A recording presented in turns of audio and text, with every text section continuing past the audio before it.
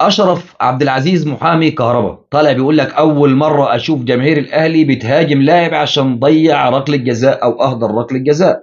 ومن امتى الجماهير بتقف على ركله جزاء او بتقف على بطولات؟ لكن هنا انا اقف معاك لان البطوله دي تسوى كتير بصراحه. اول حاجه ان هو ضيع مجهود زمايله. تاني حاجه محمود عبد المنعم كهربا ما بيسددش ركلات جزاء من الاساس، وانه كان رايح يسدد الركله دي عشان ياخد اللقطه. خلينا صراحه كده مع بعض. وعايز اقول لك الصراحه بالمره، انا من واحد كهلاوي محمود عبد المنعم كهربا خلص كوره. محمود عبد المنعم كهربا المفروض انه في يناير ما يكونش داخل النادي الاهلي. ضيع مجهود زمايله، ضيع كل ده بسبب اللقطه. ده غير انه هو اصلا يعني مضيع انفراد.